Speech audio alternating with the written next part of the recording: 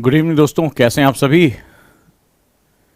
सभी ओजांकियन को ओजांग का बहुत बहुत नमस्कार। स्वागत है आज की शाम में, जहां पर हम कुछ बहुत इंपॉर्टेंट चीज़ों के बारे में बात करने जा रहे हैं।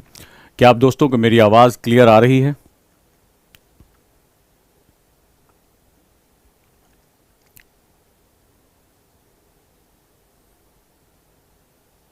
Good evening all of you. कैसे हैं आप सभी? कैसी चल रही पढ़ाई? गुड। अभी कल किसी ने पूछा ये थर्ड ईयर में है और तैयारी कैसे करें। मैंने कल भी इसी दिन क्लास लिया था। You just start with concept. हमारे साथ आप कॉन्सेप्टर की पढ़ाई शुरू कर सकते हैं।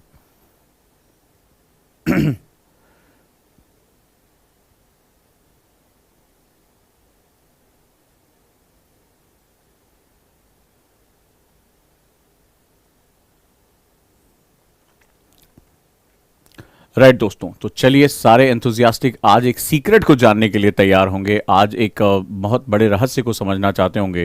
ये बेसिक सीक्रेट क्या है और कैसे हमें अपना काम करना है।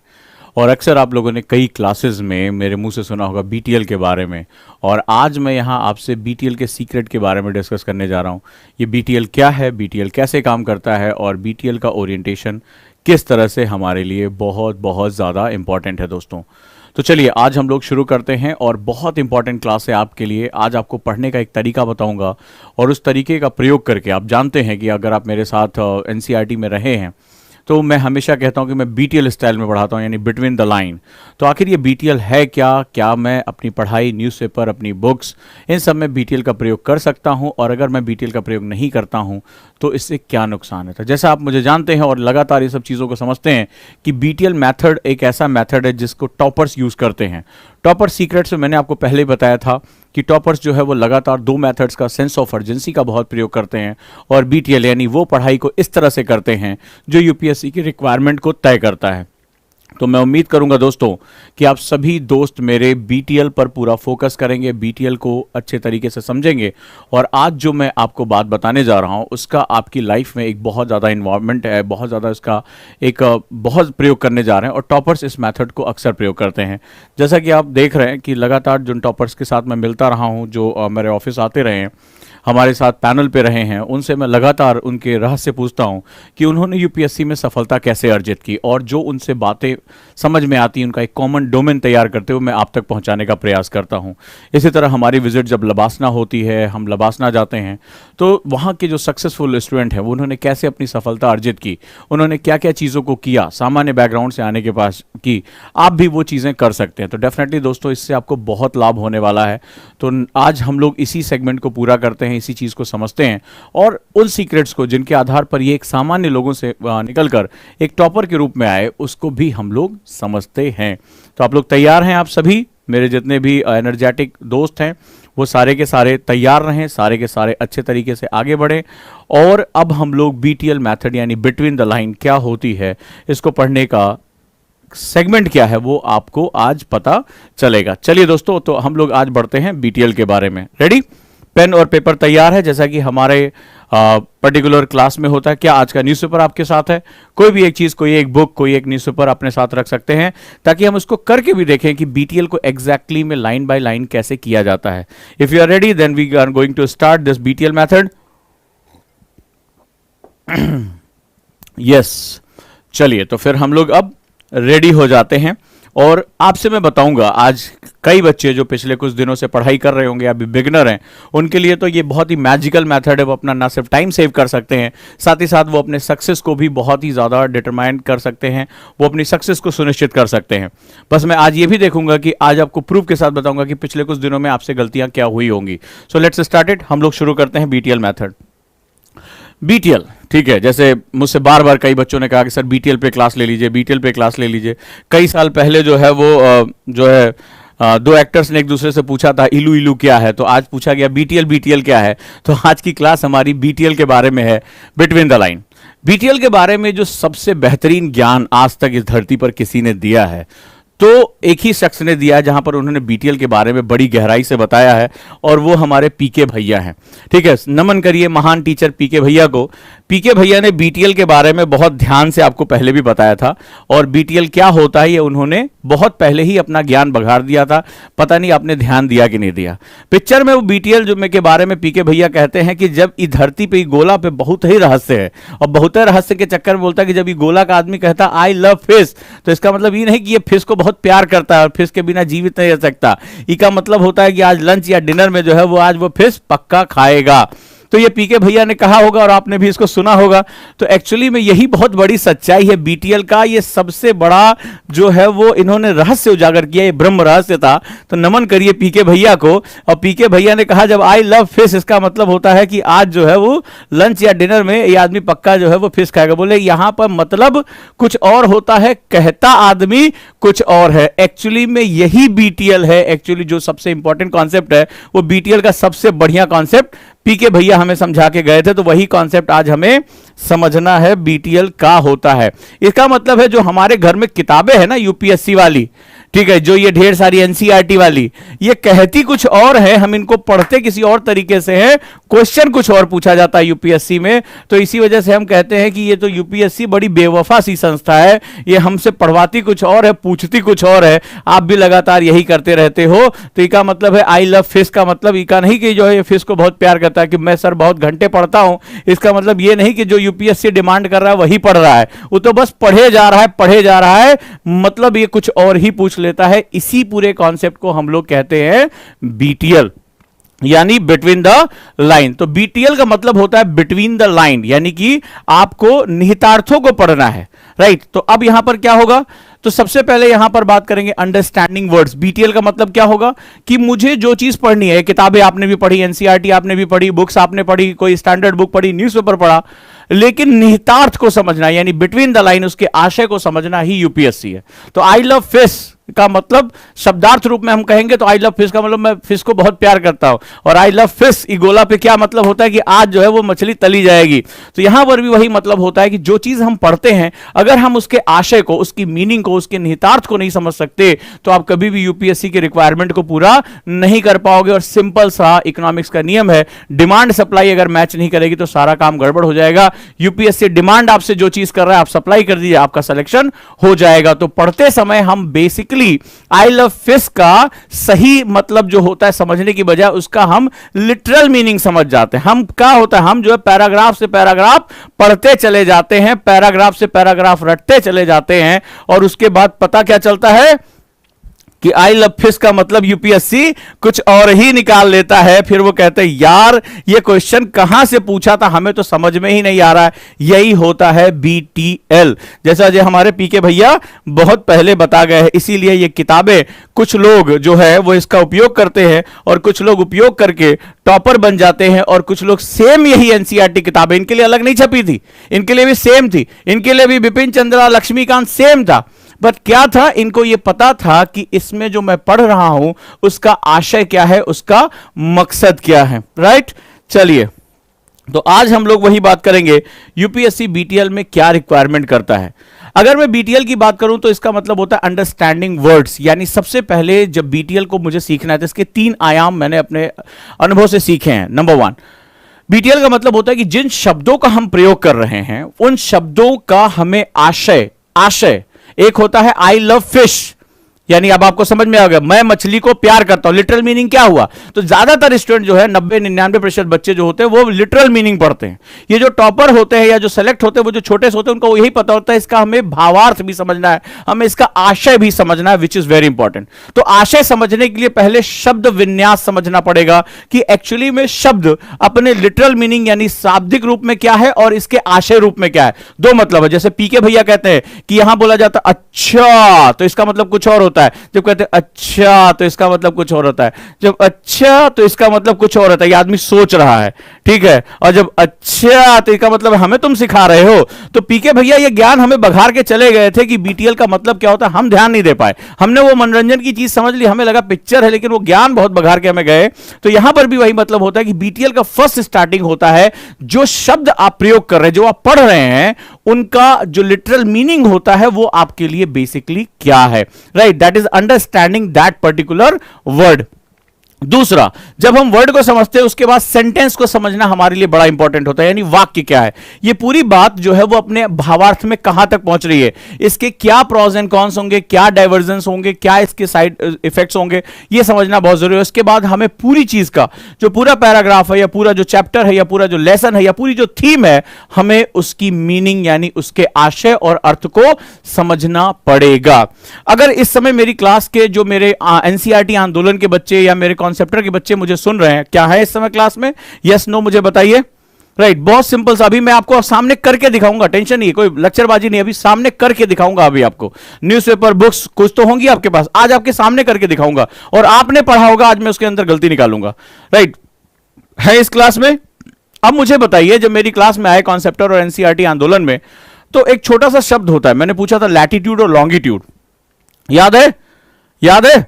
जब आप गए और अपने दोस्तों से पूछा तो वो जवाब नहीं दे पाए। लैटिट्यूड, लॉन्गिट्यूड, वीनस, मरकरी, ये बेसिक बेसिक जो है वो चैप्टर ज्योग्राफी के जो है, याद होगा मैंने इन्हीं शब्दों में आपसे पूछा तो आपने कहा हाँ सर हमने ये शब्द पढ़े, हमने शब्द सुने हैं, लैटिट्यूड, लॉन्गिट्यूड, अक्षांश देशांतर कौन नहीं जानता है। लेकिन जब मैंने उसका मतलब उसको सही तरीके से बताया, उसको मेजर करना जो है वो बताया, उसका जो एप्लीकेशन बताया, तब आपने ही मुझसे मैसेज करके कहा सर इस तरह तो हमने कभी सोचा भी नहीं था कि ये जो शब्द हम पढ़ते चले हैं उसका ये मतलब निकल सकता है, इसका इस तरह से अप्लाई या एप्लीकेशन हो सकता है। आप ही थे क्लास में, एनसीईआरटी की भी क्लास में थे आप जो है कॉन्सेप्टर क्लास में, आप ही ने मुझसे कहा यस यस यस, देखिए कितना लिख के चला आ रहा है। ठीक है, बहुत से स्टूडेंट यहां पर जो है वो इसको सीखने के लिए आए हैं। तो आखिर कैसे हुआ कि जो आपने पढ़ी हुई चीजें थी उस पर मैंने इतना वैल्यू एडिशन कर दिया? मैंने आपसे पूछा था कि डेफिनेटली आपने सुना, आपने कहा हाँ सर ये शब्द हमने सुना है, ये हमने पढ़ा है कॉन्सेप्ट, लेकिन उसमें ट्विस्ट क्रिएट किया, उसमें नई चीजों को लाया, तब आपको समझ में एक्चुअली में जिस चीज को हम इतना सिंपल समझते हैं उसको हम अप्लाई कैसे कर सकते हैं। आज क्या मेरा स्टूडेंट, बेसिक स्टूडेंट मुझे बता सकता है, जो मेरी क्लास में है वो मुझे बता सकता है कि जीपीएस सिस्टम और लैटिट्यूड लॉन्गिट्यूड को हम कैसे जो है अप्लाई कर सकते हैं, फोन में जो गूगल मैप्स है उसको हम कैसे जो है एप्लीकेशन पार्ट में लेके जा सकते हैं? डेफिनेटली वो बता सकता है अगर उसने मेरी क्लास की है। तो यही चीजें होती हैं। बीटीएल का मतलब जो मुझे जानता है, मैं तो ये भी करता हूं कि जब क्लास शुरू करता हूं, याद है आपको, याद है कि हम भूगोल क्यों पढ़ रहे हैं? लोग कहते हैं सर ये क्या पढ़ा, एक क्लास आपने पूरी ले ली कि ज्योग्राफी का आईएएस ऑफिसर के लिए क्या इंपॉर्टेंस है, ज्योग्राफी क्या है। मैं यहां से शुरू करता हूं कि भूगोल शब्द का इस्तेमाल कर रहा हूं, ज्योग्राफी का इस्तेमाल कर रहा हूं, ये शब्द क्या है, ये शब्द तुम्हारे करियर में कहां काम आएगा, आईएएस बनने के बाद, आईपीएस बनने के बाद, और इसको अप्लाई कैसे करोगे। लेकिन आज अगर तुमने एनसीईआरटी क्लास चाहे की हो और चाहे कॉन्सेप्टर क्लास, तुम्हें हर चीज पता होगी कि भारत की समस्याओं को समझने में ज्योग्राफी कितना इंपॉर्टेंट सब्जेक्ट है और उसको कैसे अप्लाई किया जा सकता है, राइट और रॉन्ग, राइट। तो अब जो है वहां पर हम लोग इसी के बारे में बात करेंगे, राइट, कि वो बेसिकली क्या चीजें अवेलेबल हैं। तो हम लोग आज इसी के बारे में बात करने जा रहे हैं कि सबसे पहले हमें क्या समझना पड़ेगा, understanding, not the meaning of the word, हम यहां बात कर रहे हैं अंडरस्टैंडिंग की, कि जो शब्दों का हम इस्तेमाल करें उस शब्दों का हम आशय, भावार्थ, उसका ओरिएंटेशन जरूर समझें। दूसरा, जो शब्दों का हम जो है जहां पर हम सेंटेंस वाक्यों का प्रयोग कर रहे हैं उसका आशय, भावार्थ और ओरिएंटेशन, झुकाव हम समझने का प्रयास करें। और तीसरा कि हम इस पूरे जो भी चीजें हम पढ़ रहे हैं, अगर हमने उसको, आई लव फिश बहुत बढ़िया एग्जांपल आपको दिया है, अगर हमने उसको सीधे सीधे समझ लिया, और आप जानते हैं कि ज्यादातर स्टूडेंट यही करता है, जो पीके भैया बोल के गए थे कि आई लव फिश का मतलब वो यही समझता है कि हम मछली से प्यार करते, रटे रहता है, और यूपीएससी एग्जाम में ट्विस्ट खेल जाता है, उसका मतलब बोलता बताओ तली हुई मछली या फलाने तरह की मछली, वो इसका दूसरा मतलब निकाल लेता है। और अब फिर आप वहां कहते हैं यार यूपीएससी तो बहुत टफ है। यूपीएससी पहले दिन से कह रहा था कि बीटीएल पढ़ाई करो, बीटीएल पढ़ाई करो, लिटरल चीजें जो लिखी हुई हैं उससे हमें मतलब नहीं है, इसके अंदर जो छुपी हुई चीजें हैं वो जानना मेरे लिए बहुत आवश्यक है। लेट्स स्टार्ट इट, आगे शुरू करते हैं। अब ये बीटीएल क्या होता है, राइट, ये बड़ा इंपॉर्टेंट है। दैट इज, जैसे आपने देखा होगा 3-4 दिन पहले पेपर में आया था, अब चलो प्रैक्टिस करते हैं, ठीक है, बीटीएल को कैसे यूज करेंगे। 3-4 दिन पहले पेपर में आया था, जम्मू कश्मीर में परसीमन की तैयारी आयोग सक्रिय, डेलिमिनेशन कमीशन के बारे में आया था, ठीक है। कई बच्चों की जो है सर के साथ क्लास भी हुई होगी, तुरंत अगले दिन करा दिया, डन है। अब जरा ध्यान से देखो, ये पढ़ा हाँ या ना बताओ, सुना, पढ़ा, इंग्लिश पेपर में, हिंदी पेपर में, तो हिंदी मिल गया, फोटो खींच ली मैंने, पढ़ा, हाँ, चलो। अब तुमने इसमें नोट्स बनाए होंगे, डेफिनेटली पढ़ा, कई लोगों ने तो खैर पढ़ा ही नहीं होगा। तो हमारे यहाँ उजांगा इस एकेडमी में न्यूज़पेपर पढ़ना मैंडेटरी है, वो इसे भगा दिया जाता है जिसको न्यूज़पेपर पढ़ना नहीं आता या सीखता नहीं है वो। अब चलो, मुझे यहां बीटीएल करना है। अब तुमने इसको कैसे पढ़ा मुझे तुम बताते जाओ, मैं लिखता जाऊं। आज वर्कशॉप कर लेते हैं, आज बताते हैं कि पढ़ते समय गलतियां क्या होती हैं। चलिए भैया शुरू करिए। पढ़ा होगा सबने, सर ने पढ़ाया भी, जो जिनको पढ़ाया वो छोड़ो, जिनको जो हमारे बोल बच्चन वाले बच्चे हैं वो मुझे बताएं प्लीज।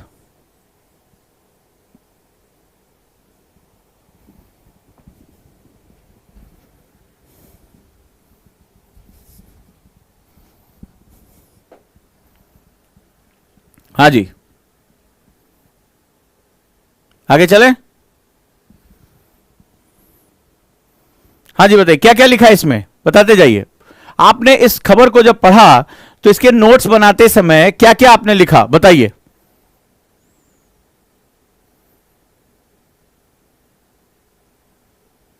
बताया बताया, आपने जैसे लिखा है कि विदुषी, कि मैंने नोट्स बनाया, क्या लिखा है इसमें आपने, बताया क्या बताया आपने।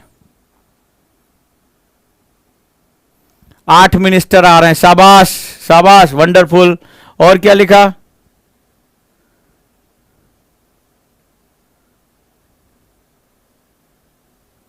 हाँ बताओ क्या होता है, बताओ बताओ बताओ।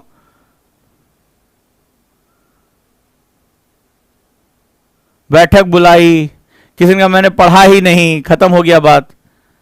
किसी ने कहा मिनिस्टर आ रहे हैं, कहां कहां हो रहा है, फलाने ठिकाने, दुनिया भर की बात है। ठीक है, अब यहां पर जो बीटीएल पढ़ा जाता है, ठीक है, सबसे पहले अगर आप यूपीएससी को थोड़ा भी जानते हैं तो ये चीजें जो खबरें हैं ना, ये आपका ध्यान भटकाने के लिए। जम्मू कश्मीर में परिसीमन की तैयारी, सबसे पहले ये परिसीमन आयोग यानी डेलिमिनेशन कमीशन क्या होता है, डेलिमिनेशन कमीशन क्या होता है, इसका स्ट्रक्चर क्या होता है, संरचना क्या होती है, इसको कॉन्स्टिट्यूट कैसे किया जाता है, इसकी जो है स्थापना कैसे की जाती है, क्या वह ये संवैधानिक निकाय है, सांविधिक निकाय है, स्टेचुरी बॉडी है, कॉन्स्टिट्यूशनल बॉडी है, इसके पास पावर्स और स्ट्रक्चर में क्या होता है, कितने इसमें सदस्य होंगे, कैसे ये काम करेगा, क्या इसके आदेशों को सुप्रीम कोर्ट में चुनौती दी जा सकती है, इसके निर्णयों को, डिसीजंस को। तो इसमें जो पूरा कॉन्सेप्ट है कि आज ये जम्मू कश्मीर के लिए, कल किसी और के लिए करेंगे, फलाना ठिकाना। पर सवाल है, जैसे यहां पर देखेंगे रंजना देसाई, वर्ड यहां पर आया रंजना देसाई, ठीक है। अब यहां पर क्या है, ये संख्या 114 हो जाएगी, 111 है, फलाने ठिकाने। ज्यादातर लोगों ने, मैंने देखा कुछ बच्चों ने शेयर किया था, उन्होंने पूरा फैक्टर लिख लिया कि गुपकार कौन जो है उसका विरोध कर रहा है, नेशनल कॉन्फ्रेंस विरोध कर रहा है। आप इंफॉर्मेशन में फंस के रह जाते हो। इंफॉर्मेशन, खासतौर पर राजनीतिक इंफॉर्मेशन जो है वो बहुत इंपॉर्टेंट नहीं होती है यूपीएससी के लिए। उसमें जो मेन चीज है वो है डेलिमिनेशन कमीशन यानी परिसीमन आयोग। परिसीमन आयोग क्या है, परिसीमन आयोग की संरचना क्या होती है, इसकी अध्यक्षता कौन कर रहा है, इसके निर्णय को क्या सुप्रीम कोर्ट में चुनौती दी जा सकती कि नहीं दी जा सकती है, कारण क्या है, मैं आपको बताता हूं। बीटीएल का कॉन्सेप्ट ये होता है कि किसी बड़ी खबर को समझने के लिए, आज ये कहीं और हो रहा है, कल कहीं और हो सकता है, अगर बड़ी खबर को समझना है तो मुझे उसके बेसिक्स यानी उसके जो बेसिक सेगमेंट है उसको समझना मेरे लिए बहुत ही ज्यादा आवश्यक है, बहुत ज्यादा इंपॉर्टेंट है। तो यहां पर जो है वहां पर हमें बेसिक समझने के लिए it is one of the most important segment, ये हमारे लिए बहुत ही इंपॉर्टेंट सेगमेंट होता है जहां पर हम इसके बारे में बात करते हैं। आप इस खबर को तब तक नहीं समझ सकते जब तक आप इसको बेसिक्स के बारे में नहीं जानते। यहां पर टीचर आपकी बड़ी हेल्प करता है। फॉर एग्जांपल जैसे डेलिमिनेशन कमीशन की बात करें तो हम क्या देखते हैं, for example delimitation commission headed by the justice Ranjana Desai. ठीक है, कौन है रंजना देसाई, जो है वो पूर्व न्यायाधीश, उनको जो है इस पे रखा गया, नया इनका ऑफिस हुआ। इसका जो है सेगमेंट क्या होता है डेलिमिनेशन कमीशन, इसको बाउंड्री कमीशन भी कहा जाता है। गवर्नमेंट ऑफ इंडिया इसको एस्टैब्लिश कर दी है। Provision of the delimitation commission act, एक एक्ट बना डेलिमिनेशन कमीशन एक्ट, उसके अंतर्गत जो है इसको स्थापित किया जाता है। ठीक है, रिकमेंडेशन क्या करता है, रीड्रॉइंग द बाउंड्रीज। ठीक है, लोकसभा के आधार पर, सीटों के आधार पर जो है वो सेंसस, जनसंख्या, जनगणना के आधार पर इसकी जो है सीमाओं को निर्धारित करता है। ठीक है, अब फलाने जब तक वो ये सीमाओं को निर्धारित करने का इसके पास क्या होता है, अधिकार बना रहता है। तो कुल मिलाकर जो है ये अलग अलग फैक्टर्स देखता है, एससी, एसटीज, XYZ, तमाम तरह के सेगमेंट्स, जनसंख्या, आंकड़े। इससे पहले 1952 में, 1963 में, 73 में, 2002 में इस तरह के डेलिमिनेशन कमीशन को जो है वो 4 बार अभी तक सेट किया जा चुका है, अतीत में पहले भी। ठीक है, ये independent body whose order can not be challenge in any court of law. जो डेलिमिनेशन कमीशन जो निर्णय दे देता है उसको किसी भी कोर्ट में उसको जो है वो चैलेंज नहीं किया जा सकता। यही तो इंपॉर्टेंट इंफॉर्मेशन है। ठीक है, यही इंपॉर्टेंट इंफॉर्मेशन है, ऐसे हमें बीटीएल की पढ़ाई करनी होती है। क्लियर है?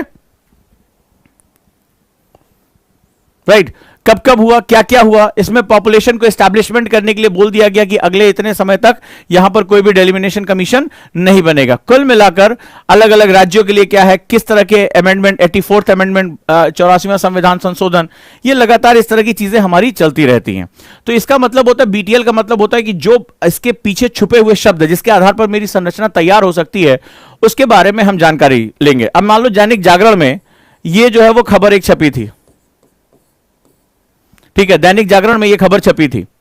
अब 10 से 12 वर्षों में शीर्ष 3 नौसैनिक शक्तियों में होगा भारत। यह खबर आज मुझे कई बच्चों ने शेयर की कि आपने पहले भी पढ़ाया था, लास्ट आपने देखा एनसीईआरटी वाले बच्चों ने भी आपने इसको पढ़ाया था, राइट? हां या ना?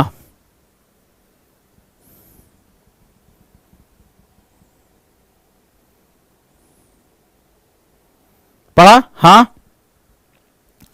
कई लोगों ने इसको, आज की खबर है, ये आज की खबर है। अब इसको मुझे अपडेट कैसे करना है, विच इज वेरी इंपॉर्टेंट। ठीक है, तो आपने देखा होगा प्रोजेक्ट सी बर्ड को बताया, इसमें नौसैनिक ऐसे अगले 10-12 वर्ष शीर्ष नौसैनिक शक्तियों में शामिल होगा भारत, यानी मोस्ट ऑफ द पावरफुल जो है वो इंडियन ओशियनिक पावर में कन्वर्ट हो जाएगा। मुझे बताओगे इसमें बीटीएल हम क्या पढ़ सकते हैं, इसमें यूपीएससी क्वेश्चन कैसे पूछ सकता है, राइट? अब आप अपने टीचर के साथ जब जाते हो और इसमें आप जब पढ़ाई करते हो तो बेसिकली इसका मतलब होता है टॉप 3 पावर्स में, नेवल पावर्स में ये कन्वर्ट हो जाएगा। ठीक है, नौसैनिक शक्तियों में कन्वर्ट हो जाएगा। इसका मतलब होता है, इसको हम लोग बोलते हैं ब्लू वाटर नेवी। ठीक है, blue water navy. Blue water navy का मतलब क्या हुआ? ब्लू वाटर नेवी का मतलब हुआ नीली शक्ति, नीली क्रांति। ब्लू वाटर नेवी किसे कहते हैं? इस पूरी कहानी का मतलब क्या, what do you mean by blue water navy? Blue water navy वो उसके कहते हैं जब हमारे पास सबमरीन यानी एटॉमिक सबमरीन आ जाएगी और हम अपने तट रेखा से निकलकर दूर तक जाकर अपना वॉर कर सकेंगे और लड़ाई कर सकेंगे, और हमारे पास एक बहुत बड़ा सैनिक बेड़ा होगा जिसमें बार बार हमें रिफ्यूल करने के लिए वापस अपनी बाउंड्री पे, अपनी सीमाओं में आने की आवश्यकता नहीं रहेगी। इस तरह से हम पूरे समुद्रिक क्षेत्र में हमारी हलचलें होंगी, जैसे अमेरिका के पास है, जैसे जो है वो अलग सेगमेंट्स के रशिया के पास है, they are known as blue water navy. तो ये ब्लू वाटर नेवीज बहुत इंपॉर्टेंट होती हैं इस पर्टिकुलर कंडीशन में, और यहां पर जो है हम लोग इसके बारे में बात करते हैं।